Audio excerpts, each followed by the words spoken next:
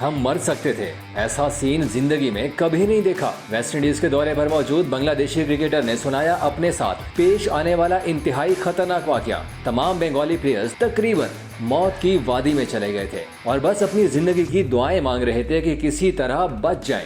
ये वाकया था क्या और इस पर बांग्लादेश के प्लेयर्स और बोर्ड ने कौन कौन से ऐसे सख्त बयान जारी किए जिससे वेस्टइंडीज क्रिकेट बोर्ड सर पकड़कर बैठ गया। आए जानते हैं इस वीडियो में।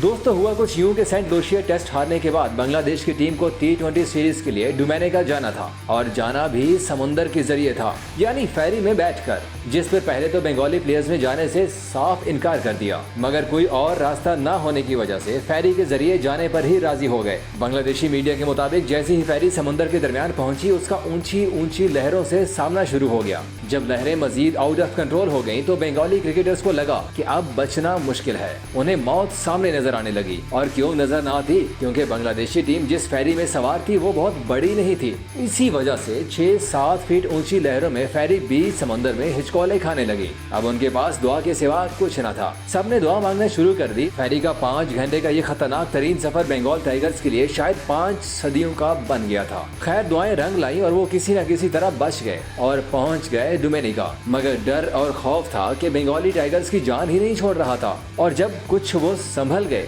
तो पूरी Bangladeshi team West Indies cricket board के खिलाफ फट पड़ी। बोले, एक वक्त तो ऐसा लग रहा था कि हम मर ही जाएंगे। हमने दुनिया के मुख्तलिफ ममालिक का विजिट किया, मगर तौबा तौबा, ये सफर हमारे पूरे करियर का सबसे खराब और डरावना सफर था। टीम के एक और प्लेयर ने कहा कि वेस्ट इंडियन खिलाड़ियों को कुछ नहीं होता, उन्हें इस तरह के सफर की आदत थी। हमारा इस तरह का तजुर्बा पहली बार हुआ था। उस वक्त हम क्रिकेट को भूलकर सिर्फ अपनी जिंदगियों का सोच रहे थे कि बचना कैसे है। खैर, डोमिनिका पहुंचने पर ज्यादातर प्लेयर्स की तबीयत खराब हो गई थी। कुछ खिलाड़ी तो रास्ते भर वॉमिटिंग करते रहे थे। और फिर बारी आई चीखने की बांग्लादेश क्रिकेट बोर्ड की। BCB ने कहा कि किसी भी टूर पर प्लेयर्स की ट्रैवल अरेंजमेंट्स की जिम्मेदारी होस्ट कंट्री की होती है और हमने वेस्टइंडीज क्रिकेट बोर्ड को अपने खदशात का इजहार भी किया था, मगर कोई सोल्यूशन नहीं निकल सका था। मगर कोशिश होगी कि आइंदा ऐसा वाकया ना हो, क्योंकि हम क्रिकेट के लिए प्लेयर्स की जिंदगी दांव पर नहीं लगा सकते। दोस्तों, आपको ये वीडियो कैसी लगी? क्या वेस्टइंडीज को बांग्लादेश के टीम को ऐसे भेजना चाहिए था? कमेंट सेक्शन में हमें जरूर बताएं।